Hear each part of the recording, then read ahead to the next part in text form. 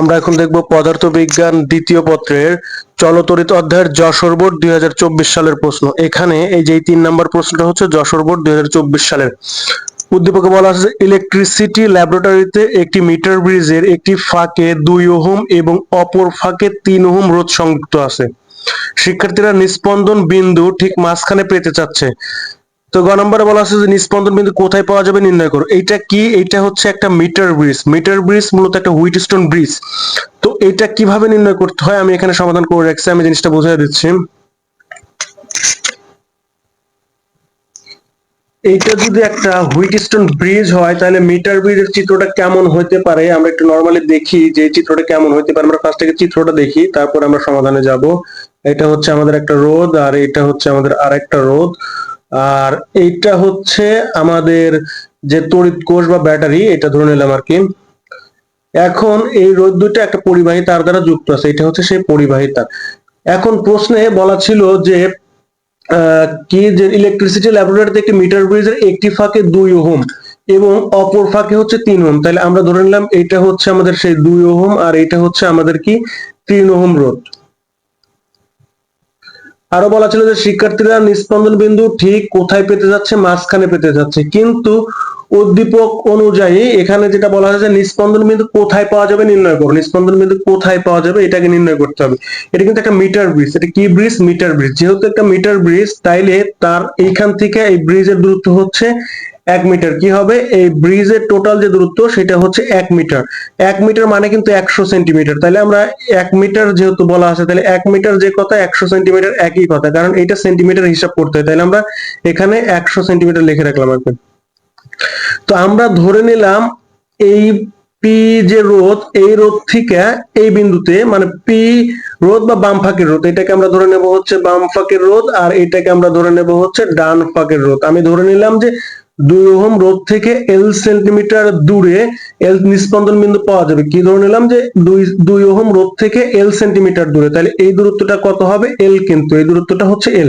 পুরোটা যদি 100 হয় এবং এইটুকু যদি এল হয় তাহলে বাকিটুকু কত হবে? এই অংশটুকু হবে কিন্তু এই অংশটুকু কত হবে যে 100 মাইনাস এল। কিন্তু এই অংশটুকু কত? 100 মাইনাস এল, কারণ পুরোটা হচ্ছে 100, পুরো দৈর্ঘ্যটা কত? 100 সেন্টিমিটার। তাহলে এইটুক ধরে নিলাম হচ্ছে এল সেন্টিমিটার, তাহলে এইটুকু হচ্ছে 100 মাইনাস এল। এটা এল কেন ধরলাম? কারণ আমি বের করব হচ্ছে যে নিস্পন্দন বিন্দু কোথায় পাওয়া যাবে। আমি ধরে নিলাম 2 ওহম রোধ যেটা ওইটা থেকে এল সেন্টিমিটার দূরে নিস্পন্দন বিন্দু পাওয়া যাবে। তো এখন আমাদেরকে এলটা বের করতে হবে যে আসলে কত। তো এটা যেহেতু মিটার ব্রিজ বা মিটার ব্রিজটা হচ্ছে এক ধরনের হুইটস্টোন ব্রিজ, তাহলে আমরা ফার্স্টে লিখেছি 2 ওহম রোধ থেকে এল সেন্টিমিটার দূরে নিস্পন্দন বিন্দু পাওয়া যাবে। এটা লিখেছি 2 ওহম রোধ থেকে এল সেন্টিমিটার দূরে নিস্পন্দন বিন্দু পাওয়া যাবে।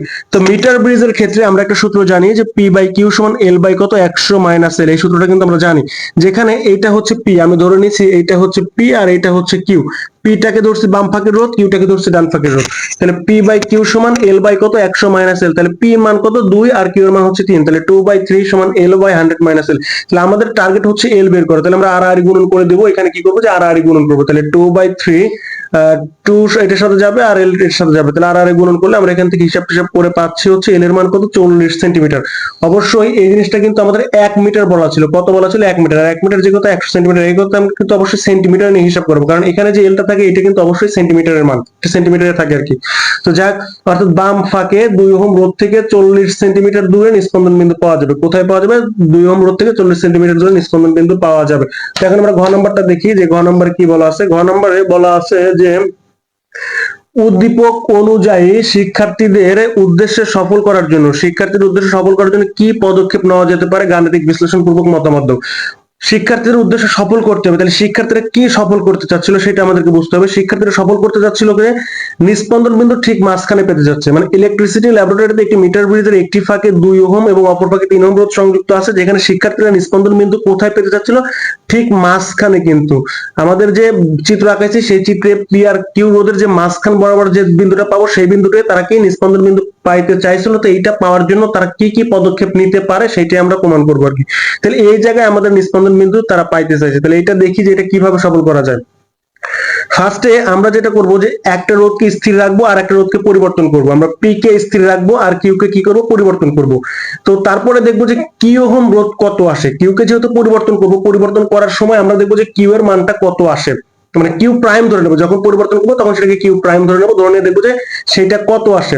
তারপরে দেখবো যে কিউ বড় নাকি কিউ প্রাইম বড়, সেই অনুযায়ী আমাদের দেখবো যে মানে আমাদের এইখানে যে রোধটা আছে তার থেকে কম নাকি বেশি। তো যাই হোক, তারপরে আমরা হিসাব করবো যেখানে রোধ কমাতে হবে নাকি বাড়াতে হবে, সেটা পরের হিসাব। আগে আমরা দেখি যে কি করতে হবে। আমরা ফার্স্টে যেটা করবো যে পি কে স্থির রাখবো আর কিউ কে পরিবর্তন করবো। তাহলে পি কে যদি স্থির রাখি তাহলে লিখছি ধরি বাম ফাঁকের রোধ 2 ওহম ঠিক রেখে ডান ফাঁকের রোধ কিউ প্রাইম কে পরিবর্তন, মানে কিউ কে পরিবর্তন করবো। যেহেতু কিউ কে পরিবর্তন করবো তাহলে কিউ কে পরিবর্তন করে আমরা তো এর মান বের করবো, তাই লিখছি যে কিউ প্রাইম, মানে তখন কিন্তু আর কিউ রাখা যাবে না, এটা পরিবর্তন করবো, এই জন্য কিউ প্রাইম আর কি। তো পরিবর্তন করলে নিস্পন্দন বিন্দু ঠিক মাঝখান পাওয়া যাবে। নিস্পন্দন বিন্দু কোথায় পাওয়া যাবে? ঠিক মাঝখানে পাওয়া যাবে। তো এই চিত্রটা এখানে আঁকানো আছে, এই চিত্রটা আঁকালে হবে বোঝার সুবিধার্থে। তাহলে পি বাই কিউ সমান এল বাই 100 - এল, এটা আমরা জানি, কিন্তু আমরা তো পি রোধ যা ছিল তাই রাখছি, তাহলে মানে পি স্থির, কিন্তু পরিবর্তন করবো কাউকে, কিউ কে পরিবর্তন করবো। যেহেতু কিউ কে পরিবর্তন করবো তাহলে এখানে লিখছি কিউ প্রাইম, কারণ এইটা আমরা বের করে দেখবো যে এটা কত আসে আর কি। তাহলে 2 বাই এত 50 বাই 100 - 50, কারণ এল এর মান কত আছে এখানে। আরেকটা জিনিস, এইখানে 50 কিভাবে লিখলাম আমরা, এটা বুঝতে হবে। তাহলে এই পুরোটা কত? 100 সেন্টিমিটার। নিস্পন্দন বিন্দু যেহেতু ঠিক মাঝখানে পাওয়া যাবে, যদি মাঝখানে পাওয়া যায় তাহলে 100 এর অর্ধেক কত? 50। তার মানে এইটা হবে আমাদের 50 সেন্টিমিটার আর এইটা হবে 50 সেন্টিমিটার। মানে যেহেতু আমরা মাঝখানে হিসাব করছি, তাহলে মাঝখানে 100 যদি 2 ভাগ করি তাহলে বাকি এক অর্ধেক 50 আর বাকি অর্ধেক হচ্ছে 50। এই জন্য আমরা লিখছি যে এন এর মান হচ্ছে 50। এই যে টোটালটা 100, তাহলে এই পর্যন্ত হচ্ছে 50 আর বাকি এই পর্যন্ত হচ্ছে 50 আর কি। এইটুক হচ্ছে 50 আর বাকি এইটুক হচ্ছে 50। দেখ এখন 2 বাই কিউ প্রাইম সমান 50 বাই 100 - 50, তো 2 বাই কিউ প্রাইম সমান 1 ওহম। তাহলে কিউ প্রাইম সমান কত ওহম পেলাম? আমরা পাচ্ছি কত ওহম? 2 ওহম। আচ্ছা, আমাদের কিউতে ছিল কত ওহম রোধ?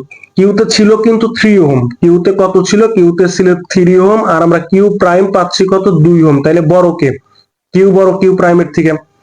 আমরা কিউ প্রাইমটা কখন পাচ্ছি? যখন আমরা ওই নিস্পন্দন বিন্দুটা মাঝখানে স্থাপন করছি তখন। তার মানে যখন মাঝখানে স্থাপন করছি তখন এখানে আমাদের রোধটা কি বেশি হচ্ছে, আমাদের বেশি আছে। মানে রোধটা যদি আমি এখান থেকে কমাইতে পারি তাইলে এখানে আমাদের মাঝখানে নিস্পন্দন বিন্দুটা স্থাপন করতে পারবো আর কি। আমরা বিষয়টা বুঝছি কিনা আমি আরেকবার বলতেছি। আমরা এই কিউ প্রাইমটা কাকে বেস ধরে বার করছি? এই যে নিস্পন্দন বিন্দুটা আমরা মাঝখানে পাবো, এই ক্ষেত্রে আমরা কিউ প্রাইমটা পরিবর্তন করব এবং কতটুকু পরিবর্তন করব সেটা বের করতেছি। তাহলে আমরা হিসাব করে দেখলাম যে আমাদের কিউ দেওয়া আছে কত? 3 ওহম, কিন্তু আমাদের এখানে লাগবে কত ওহম রোধ? 2 ওহম। যদি আমাদের এখানে 2 ওহম থাকতো তাহলে আমাদের আর কোনো সমস্যা হতো না। যেহেতু আমাদের 3 ওহম আছে তার মানে এখানে আমাদের কি রোধ কমাইতে হবে। যদি আমাদের এখানে রোধ কমাইতে হয় তাহলে আমরা কি করি? যে রোধকে সমান্তরালে যুক্ত করি। রোধ কমানোর জন্য আমরা কি করি? রোধকে সমান্তরালে যুক্ত করি, তাইলে কি রোধ কমে যাবে। তাইলে আমরা ধরে নেব যে এই যে 3 ওহম রোধ আছে এর সাথে একটা রোধ কি করব? যে সমান্তরালে যুক্ত করব। কি করব? এর সাথে আমরা একটা রোধ সমান্তরালে যুক্ত করব। এই যে এখানে সমান্তরালে একটা রোধ যুক্ত করলাম এবং যে রোধটা সমান্তরালে যুক্ত করব সেই রোধটাকে ধরে নিলাম আমরা হচ্ছে এস। সমান্তরালে কেন যুক্ত করব? কারণ আমাদের এখানে দরকার কিন্তু 2 ওহম। আমরা এখানে 2 ওহম পাইলেই তো এখানে নিস্পন্দন বিন্দুটা পাবো, কিন্তু আমাদের কাছে দেওয়া আছে 3 ওহম। তার মানে এখানে আমাদেরকে রোধ কমাইতে হবে, আর রোধ কমাইতে হলে রোধকে কি করতে হয়? সমান্তরালে যুক্ত করতে হয়। তাহলে আমরা ধরে নিলাম যে 3 ওহম রোধের সাথে আমরা একটা এস মানের রোধ সমান্তরালে যুক্ত করলে আমরা আমাদের ঠিক মাঝখানে নিস্পন্দন বিন্দুটা পাবো আর কি। তাইলে আমরা এটা কি করতে পারি? আমরা এভাবে লিখতে পারি যে 1 বাই কিউ প্রাইম সমান সমান হচ্ছে 1 বাই কিউ প্লাস হচ্ছে 1 বাই এস, কারণ এস এর সাথেই তো 3 ওহম রোধটা সমান্তরালে থাকবে। তার মানে এখান থেকে লেখা যায় কি যে 1 by Q prime. Q prime মানে কত পাইছিলাম? 2 পাইছিলাম। তাহলে 2 সমান সমান 1 বাই কিউ। কিউ মানে কত? কিউ মানে হচ্ছে কিন্তু 3 প্লাস হচ্ছে 1 বাই এস। তাহলে এখন এটাকে হিসাব করলে এটা কত পাবো? আমি এখানে করে রাখছি যে 1 বাই কিউ প্রাইম, মানে যেহেতু কিউটা কিউ প্রাইম থেকে বড় সুতরাং কিউ রোধের সাথে একটা রোধ সমান্তরালে লাগালে নিস্পন্দন বিন্দু পাওয়া যাবে। তো এখন এখান থেকে আমরা লিখতে পারি যে রোধ কমাতে হবে। কেন কমাতে হবে? কারণ এই কন্ডিশনে আমাদেরকে রোধ কমাতে হবে, এই জন্য আমরা লিখছি এখানে, মানে এই লাইনটা এর সাথে লিখলে সবচেয়ে ভালো হয়। এটা এর সাথে লিখলে সবচেয়ে ভালো হয়। তো যাই হোক, তারপর আমরা এটা লিখে দেবো। লিখে দেওয়ার পরে আমরা এটা দেখবো, দেখার পরে এখান থেকে হিসাব করলে আমরা পাবো হচ্ছে কত? এস এর মান কত পাচ্ছি? 6 ওহম। এর মানে হচ্ছে যে আমরা যদি এই 3 ওহম রোধের সাথে একটা 6 মানের রোধ সমান্তরালে যুক্ত করি তাইলে আমরা নিস্পন্দন বিন্দুটা ঠিক এইটার মাঝ বরাবর বা মাঝখানে পাবো আর কি। ঠিক মাঝখানে পাবো নিস্পন্দন বিন্দুটা। এইটা তো গেছিল কিউ কে অপরিবর্তিত রেখে। এখন যেটা করব যে পি মানে কিউ কে পরিবর্তন করে, কিউ কে পরিবর্তন করতে আমরা এটা পেলাম। এখন যেটা দেখবো সেই ক্ষেত্রে হচ্ছে যে আমরা পি কে পরিবর্তন করব এবং সেটাকে ধরবো পি প্রাইম, আর কিউ কে স্থির করব। কি করব? এই দ্বিতীয় স্টেপে যেটা, যে কিউ কে স্থির রাখবো কিন্তু পি প্রাইম কে আমরা পরিবর্তন করব। এই ক্ষেত্রে দেখবো যে কি ঘটনাটা ঘটে। তো এটার পর আপনার এই লাইনটা লিখে দিবেন যে কিউ এর সাথে 6 ওহম রোধ সমান্তরালে লাগালে নিস্পন্দন বিন্দু ঠিক মাঝখানে পাওয়া যাবে। এখন দ্বিতীয় ক্ষেত্রে আমরা কি দেখবো যে কিউ কে স্থির রাখবো আর পি কে পরিবর্তন করবো। তাহলে পি কে পরিবর্তন যেহেতু করবো তাই পি পরিবর্তন আমরা পি প্রাইম ধরে নিলাম। তাহলে লিখছি আবার কিউ কে স্থির রেখে পি কে পরিবর্তন করলে পি প্রাইম ধরবো, যেহেতু পরিবর্তন করছে তাই এই রোডটাকে পি প্রাইম ধরবো, এই জন্য লিখছি পি প্রাইম বাই কিউ সমান হবে 100 মাইনাস 3। একই হিসাব কিউ মানে 3, আমাদের যেটা দেওয়া ছিল পি প্রাইম বাই কিউ এত বাই এত পি প্রাইম বাই 3, এটা 50 বাই 50 কাটাকাটি করলে 100, মানে এখানে যদি 50 আছে আর 100 থেকে 50 বাদ দিলে 50 হয়, পরে এটা কাটাকাটি করলে এখান থেকে থাকে 1, এই জন্য লিখছি 1। তাহলে পি প্রাইম সমান 3 ইনটু 1 মানে 3। আচ্ছা এখন দেখতে হবে আমাদের কে বড়।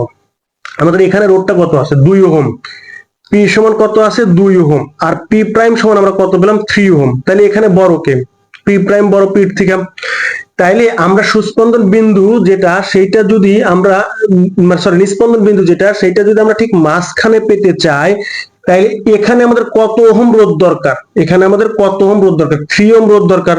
মানে এটা তো আমাদের এখানে দরকার, কিন্তু আমাদের কাছে আছে কত 2 ওহম। তার মানে কি আমাদের এখানে কম আছে, আমাদের এখানে বেশি রোধ দরকার কিন্তু কম আছে। আমাদের এখানে দরকার হচ্ছে 3 ওহম রোধ, কিন্তু এখানে আছে 2 ওহম, তার মানে 3 থেকে কম আছে। তার মানে কি করতে হবে, আমাদের এখানে এমন একটা রোধ দরকার যে রোধটা যুক্ত করলে আমরা এখানে বেশি রোধ পাবো।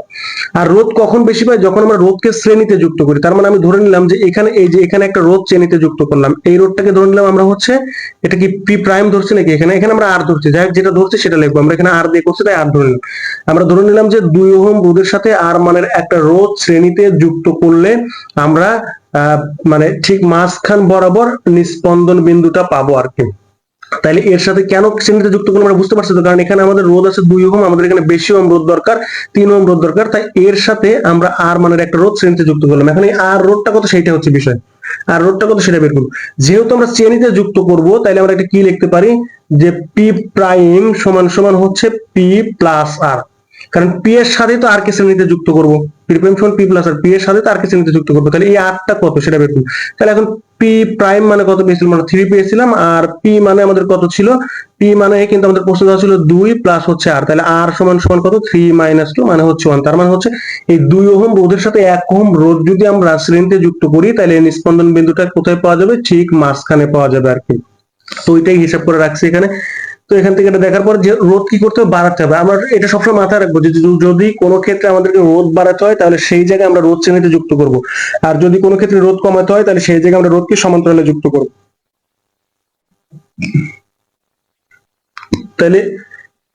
তাহলে এখানে রোধ বাড়াতে হবে, অর্থাৎ পি এর সাথে আর মানের একটা রোধ শ্রেণীতে যুক্ত করলে রোধ বাড়বে। সুতরাং এই হিসাবটা করলে আমরা আর সমান 1 পাচ্ছি, অর্থাৎ পি এর সাথে কি করব যে পি এর সাথে 1 ওহম মানের রোধ শ্রেণীতে যুক্ত করলে নিস্পন্দন বিন্দু ঠিক মাঝখানে পাওয়া যাবে।